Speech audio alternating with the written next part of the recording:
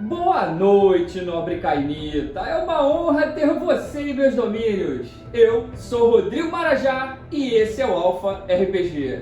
Então, galera, no vídeo de ontem, finalmente a príncipe de Hermannstad apareceu. A grande Marushka, a mulher selvagem. Ela teve a sua participação na sessão número 4 e hoje eu decidi fazer esse vídeo para falar um pouquinho mais dessa forte mulher da Idade Média. Então, galera, a Marushka, ela é uma Nosferatu de 8ª geração, príncipe de Hermannstad, uma das maiores cidades da Transilvânia, e ela é cria do grande Zélios. As disciplinas dela são Animalismo 4, Auspícios nível 4, Ofuscação nível 3 e Metamorfose nível 5, isso mesmo.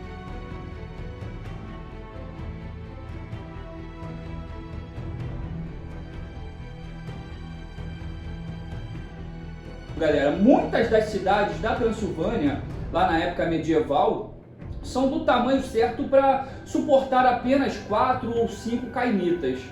Os poucos sortudos que governam geralmente consideram grandes áreas de terra como seu domínio, se irritando de certa forma que os outros cainitas, os outros vampiros, acabam passando por suas terras sem que eles fiquem nem sabendo. Mas isso, galera, não é um problema para Marushka, pois ela, na verdade, ela reside na floresta ao redor de Hermannstad. Matilhas de lobos patrulham todo o seu domínio, informando-a de tudo o que acontece na floresta escura e fora dela. Em sua juventude, quando a Marushka era uma mortal, ela cresceu perto de um dos vales nos arredores de Hermannstad. A sua mãe, ela era bem versada nas lendas do Velho Mundo, e o seu conhecimento incluía conhecimento sobre ervas e outras formas de cura. Quando a Marushka completou 16 anos, a sua aldeia passou por várias mudanças. Estava sendo construído um mosteiro não muito longe da cidade, e os missionários cristãos realizavam cultos simples em uma igreja de pedra. Mas a maioria dos moradores, galera, estavam muito preocupados, pois eles sabiam que os serviços católicos realizados foram uma extensão da cultura dos húngaros ocidentais. Então, muitos até participavam de algumas atividades católicas, mas secretamente eles permaneceram fiéis às suas crenças tradicionais, Quando o poder do senhor feudal, do senhor local, ficou maior, a importância da devoção religiosa assumiu uma nova ênfase, Então, a prática do catolicismo, ela foi vista como um sinal de aceitação pelo governo Zekler.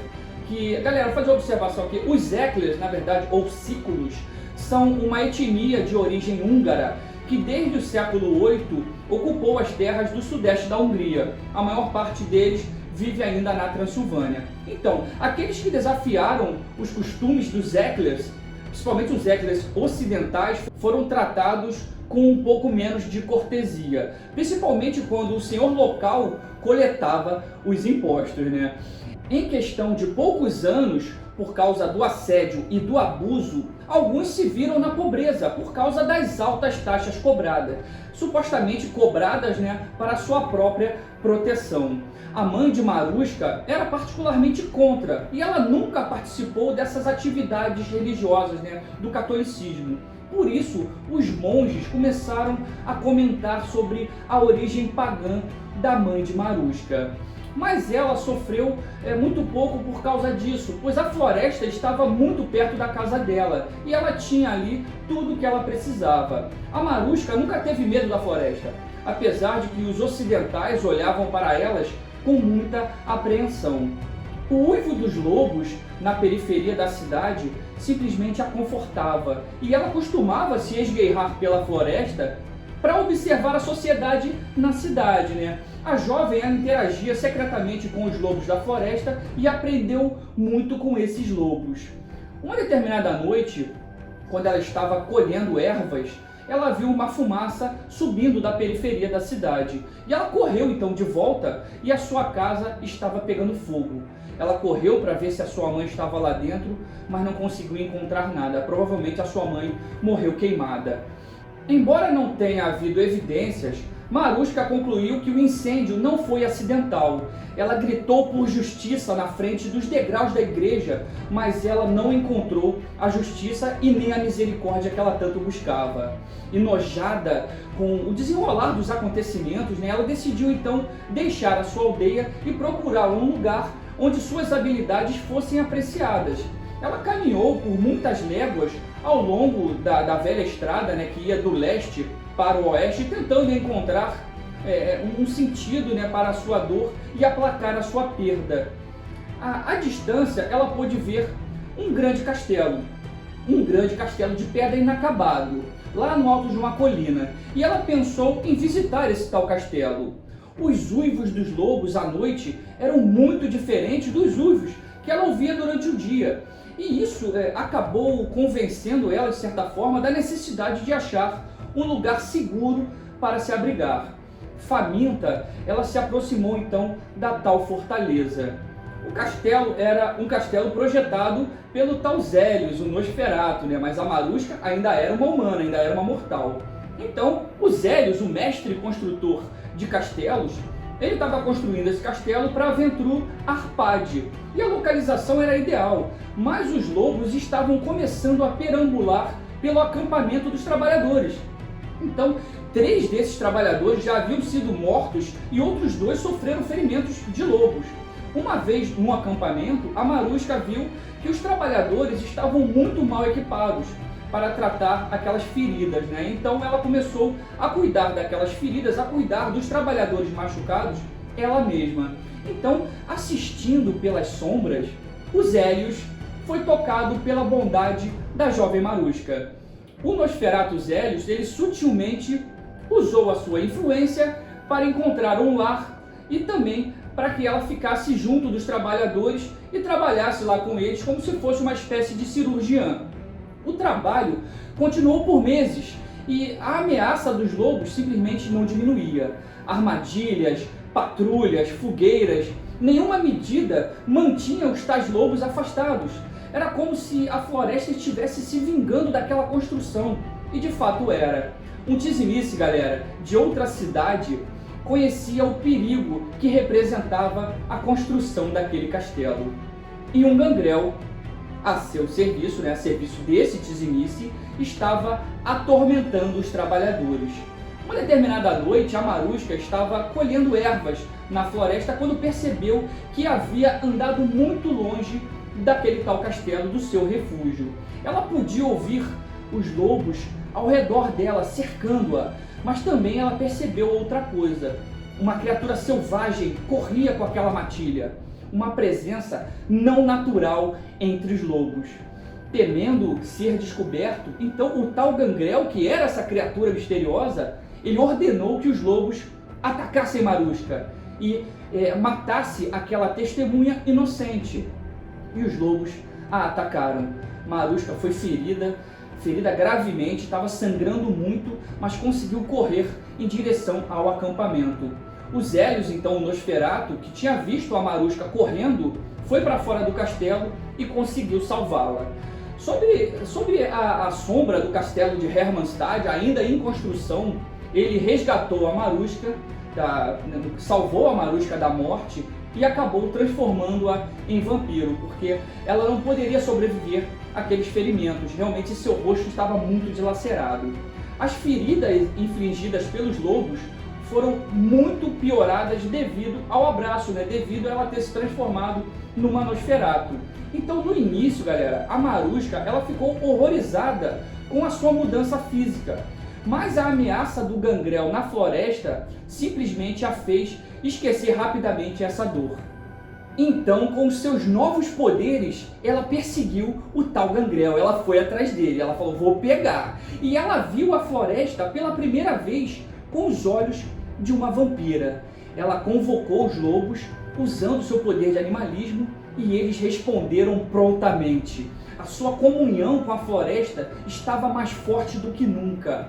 O tal gangrel dominava os lobos por medo, e eles acharam a liderança de Marushka muito mais agradável. Por 15 dias, uma terrível guerra foi travada sob a luz da lua. Maruska convocou matilhas de lobos para patrulhar ao redor do castelo. E os lobos que ela observava lá nas proximidades da casa de sua mãe também atenderam o seu chamado. O Gangrel, então, controlava também o exército de lobos. E os trabalhadores de Zélios ficaram simplesmente chocados com os gritos da batalha. A luta foi muito longa, mas Maruska finalmente conseguiu virar os lobos contra o seu mestre cruel. E quando o seu inimigo morreu atacado pelos lobos de Maruska, no meio da noite, a segurança do lugar finalmente estava assegurada. Galera, nos 10 anos seguintes, a Maruska se familiarizou muito com a cidade de Hermannstad e as florestas de seus arredores. Quando os Ventru ocidentais tentaram estabelecer o centro de seu domínio ali na localidade, eles não tinham outra escolha a não ser se aliar a Maruska. Essas terras e essa cidade são dela, e os lobos continuam muito vigilantes, como sempre, simplesmente para protegê-la. Sobre a aparência de Maruska, a mulher selvagem, ela geralmente caminha pelo bosque vestida com uma capa longa que esconde o seu corpo violentamente deformado. O confronto direto, na verdade, não é o estilo de Maruska. Ela não lida com seus inimigos dessa forma. Ela prefere espreitar em locais mal iluminados e se esconder o seu rosto dos seus inimigos. O seu principal refúgio, na verdade, atualmente, na Idade Média, é um bordel em Hermannstad, mas quase ninguém sabe disso, onde ela se atormenta ouvindo os sons de prazer que ela nunca poderá sentir.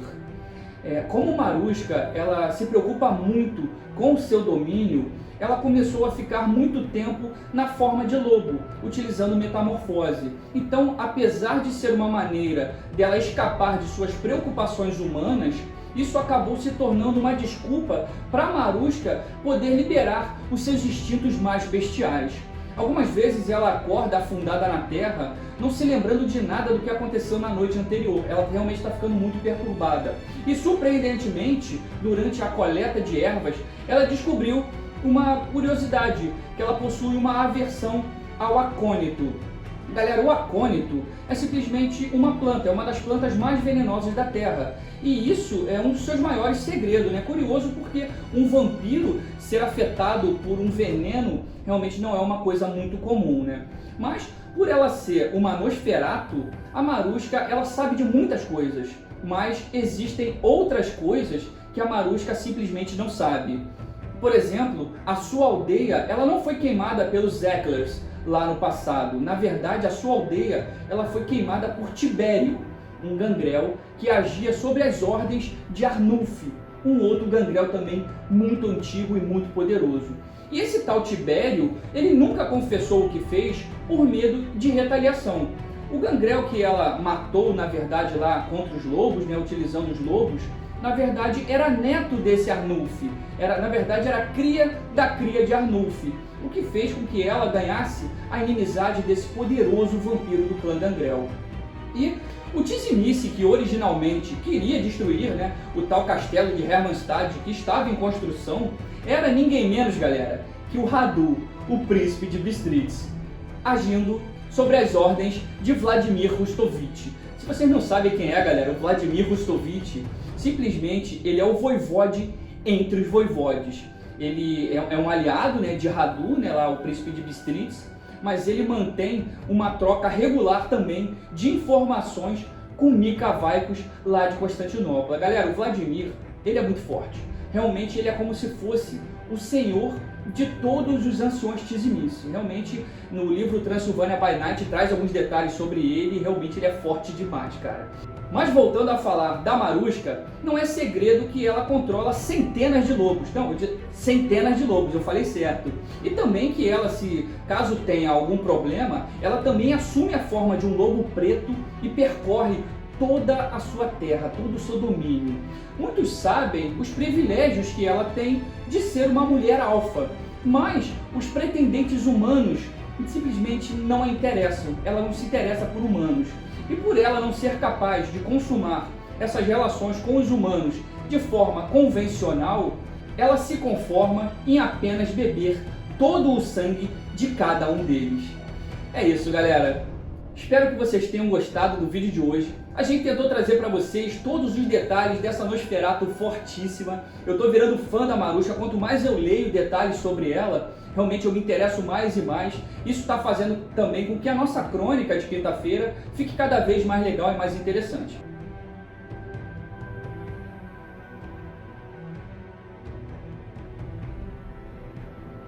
Deixe seu like, se inscreva no canal, porque a gente vai trazer a sessão número 5 na próxima semana e traremos também um vídeo bem especial falando da Tizimice Marelli, o porquê que ela se tornou a inimiga mortal da Príncipe Marusca, tá bom, galera? Um forte abraço e a gente se vê no próximo vídeo.